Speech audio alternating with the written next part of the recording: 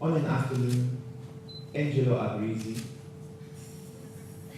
says he's explaining the list of the payments that he made, and then he mentions an ex-employee of Empowerdex, and he says, I paid him a bribe so that he can do something with ratings. Big shock. Boom. Then the next thing, a few days later, you get a letter from SANUS, and SANUS say, we suspend your license, your verification accreditation. Effectively, you cannot issue new certificates from the date you receive this for 3 months. And you can't accept new clients and you can't complete your current assignment. So you have a working list of people that you need to go and see the next day. SANUS say you can't see them. You get blindsided with that. And then you might say,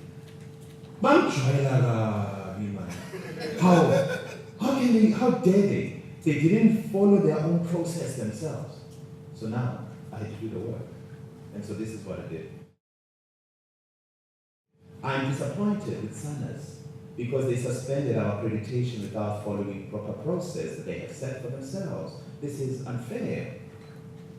So, Vuyo, is it true that you are disappointed with SANUS because they suspended your company's accreditation without following due process? Yes, I am.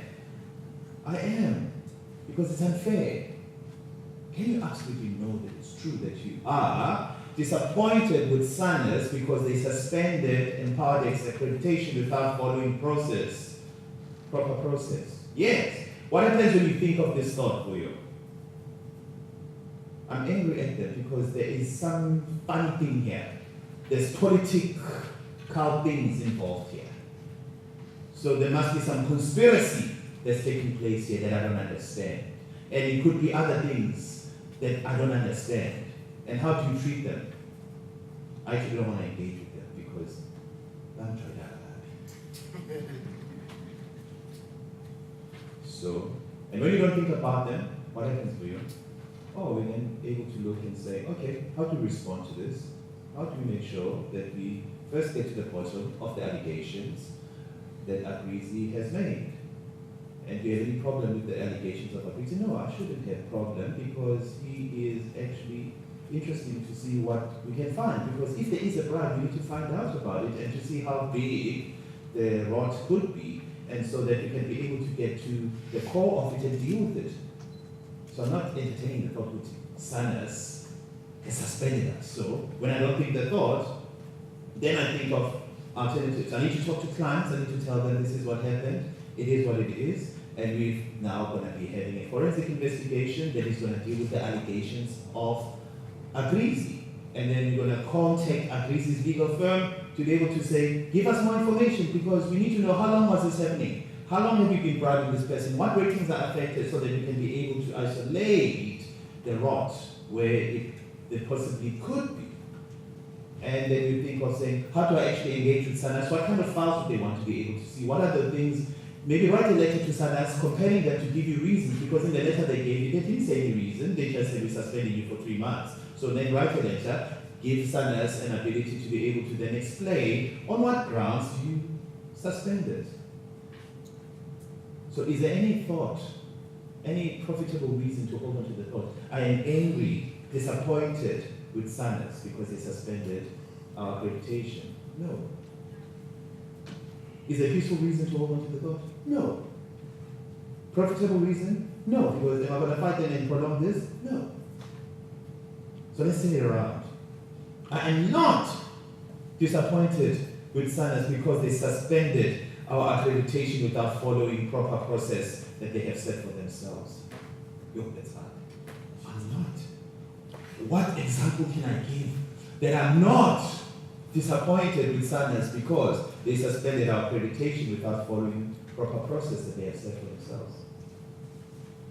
Well, they could be prompted by fear to say that with the Agrizzi thing, they might be fearful to say, what if there is something bigger? So in order to prevent the fallout, maybe they need to act quicker, because everybody has said nothing has happened when these Agrizzi things have been said, and so maybe it's a chance to be able to then put our foot down to say, let's be able to preempt this. If there is a big problem, at least we can be able to say that we preempted it. So if that was the thinking, well, I can't be disappointed with them, because they're doing what you would expect them to do, to actually hold, if there is a rod, that's what you would expect somebody to be able to then act to prevent the ricochet impact. And what is another reason? Let's assume there is political interference, so I'm not mad, I should not be mad at disappointed with them, because if there's political interference, it will then come to light. And when it comes to light, it would show that they did not follow process because there was political interference, because this is how they should have done it. And how do you establish that? You're able to look at prior decisions that they have taken. And therefore, with this particular one, it's different, and therefore that will then equate to political interference. So you're able to have a clearer route to be able to determine the political interference. So should I be mad at them? No. Let them give us more information so that you can then be able to deal with the information that is there. Because when you are sitting in the light is not scared of anything that is brought there. It can deal with the harsh realities. And assume Sanders does find a rod at Empowerdex. And what is the logical conclusion?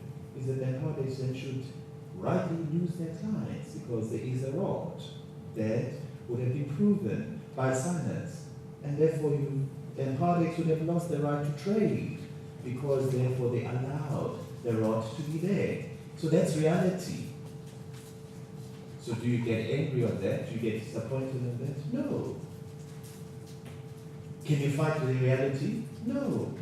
But if they do find that there was no rod and there was political interference, then you allow the reality to take its logical conclusions. This is logical conclusion.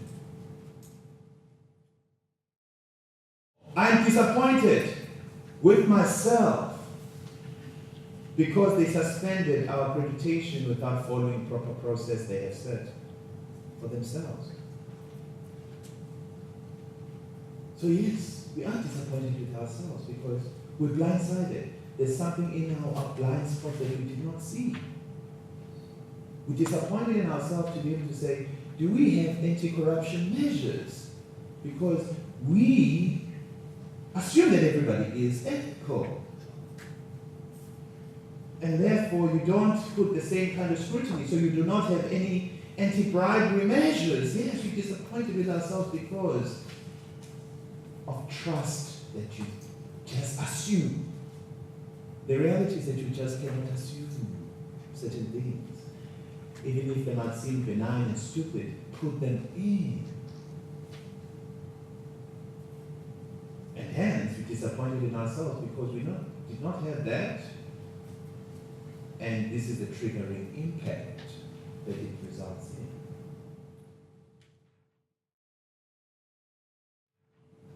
in. In this situation, how do you want Sanders to change? I want Sanders to reinstate the accreditation. I want Sanders to be fair. So, turn it around. I don't want Sanders to reinstate the accreditation. Why? Because I want Sanders to do a thorough investigation so that it enables us to see the true extent of where our weaknesses in the system are. I don't want them to introduce to reinstate the accreditation based on lies, based on political machinations that Vuyo can generate. No. That's a turnaround. I want Sanders to be fair. Whose job is it to be fair? I can't make Sanders to be fair. They run their own thing. And I turn around,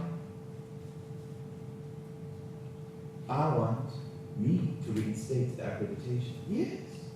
By making sure that the systems are now robust and deep and are able to withstand any corruption that could be there, any manipulation that could be there.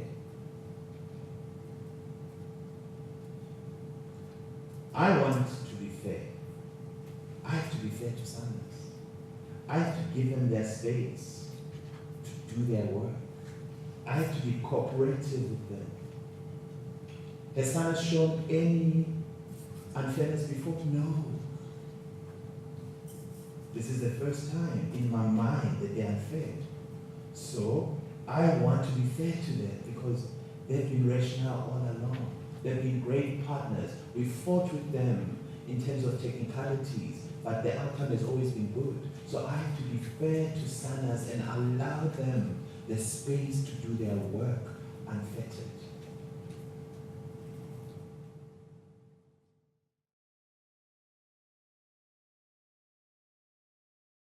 In this situation, what advice do we offer them? Sanders shouldn't kill black business because, when Sanders say, we are suspending you for 3 months, we can't take any new clients. We have costs, we have salaries to pay.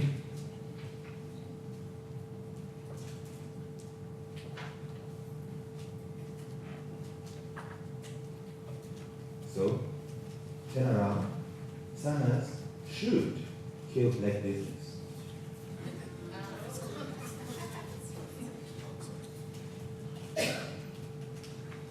If they think that it's not robust, if they think that the system weaknesses are pervasive, on what grounds would I say they shouldn't do it? If they are able to see that there is a rot, that there is a weakness, and that there is a pervasive weakness that taints everything that comes through that business, that's reality. I shouldn't kill black business for you. You shouldn't kill black business. And how would I kill black business? By not having authenticity. By not dealing with the defects that we have. By not being transparent. We'll be killing black business.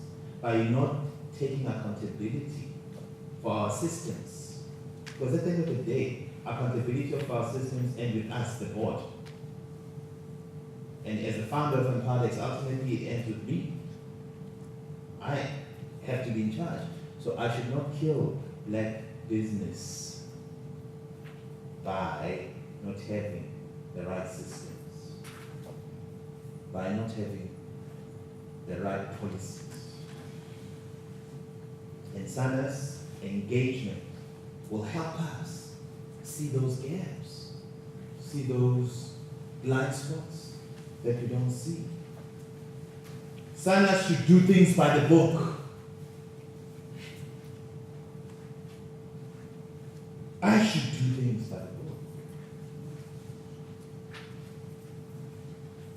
So Empowerdex should do things by the book. So we need to be able to say, where is it that Empowerdex didn't do things by the book?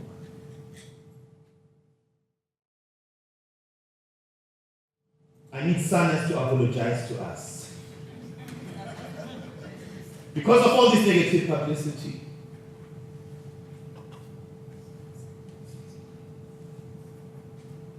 So turn it around for you. I need to apologize. I need to apologize to Sanders. Why?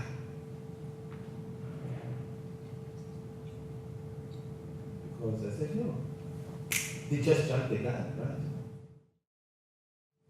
I need Sanders to know we are the symbols of transformation. Turn it around for you. I need us to know that we are symbols of transformation. I need to own this space, that we are symbols of transformation, that we are not going to allow deficiencies to kill pride rock. That transformation is not also just about verification. Transformation is not only about the tools, it is about the thinking, and it's about the action and the conceptualization and the actual doing. Tina, we're just coming at the end. So actually this is like a call to say, are you at the right place at the end? What you're measuring is not having ultimate impact that it should. So, when you're a member of the Transformation Pride Rock, you need to go to the source of how do you actually enable that empowerment to happen. And you can't just then leave it at the end, at the tail end of things that are not fully empowering Black people. And the insight there that hit me was that you need to take control of your pride rock. You need to own this space. And the universe could be showing you, you're looking at the tail end. But the rot is at the top. At the thinking around this. And we recognize what that rot is. We only did things at the top down when we came up with the codes. We never looked at the bottom up. And therefore, we didn't own the pride rock of transformation.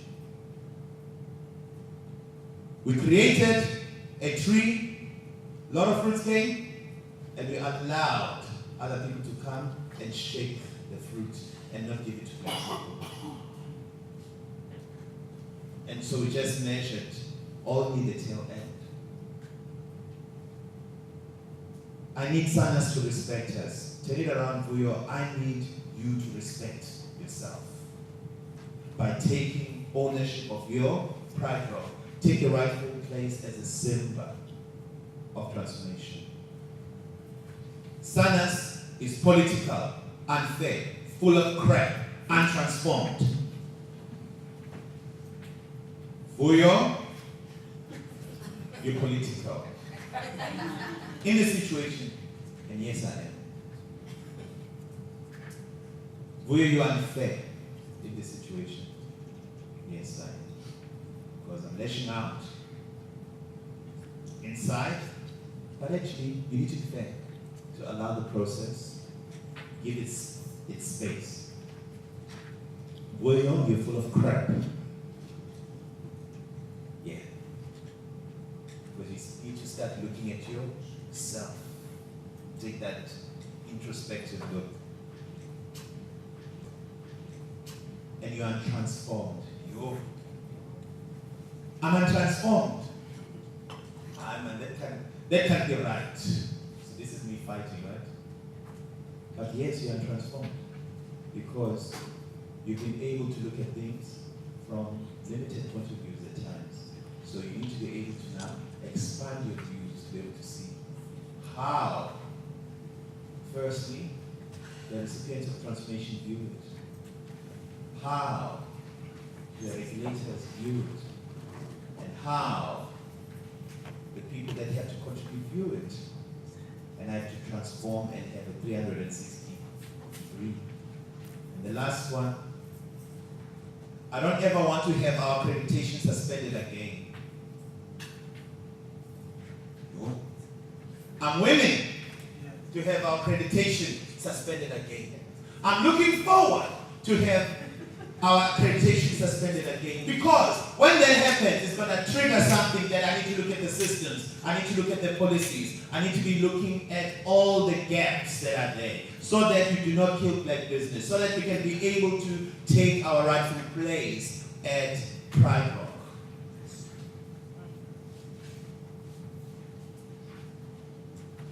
This is how hard the work is. And no one is exempt. What is there to fear?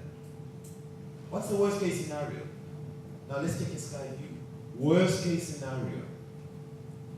Sinus comes, has adverse findings. We lose all our clients. We close in outlets. And if the findings were correct, it is what it is. And if their findings are vindictive, of course we're going to fight them, because now we've allowed them the process. But now we deal with the vindictiveness. But you have to take that for the sky view to be able to see the thing to its logical conclusion. And if they come and say, oh no, there was something wrong, and this is what is wrong, and this is what needs to be done, but this is fine, then you move on. But there's been a trigger as well from the inside saying, are you owning your pride rock? Are you the symbol of your transformation pride rock? As a result of that exercise, there's a challenge to me and my team. Are we taking that role and owning it? Because if we don't take that role and create further pride rocks, because we have the tools to be catalysts for further pride rocks to be built, then we're going to be abrogating our responsibility here. We're not going to be with you here faithfully. So that means that we need to rise to the occasion and be able to make sure that when we build the pride rock, it's built on firm foundation, with sound policy, with sound systems, with sound approaches. Anything less than that is going to kill that.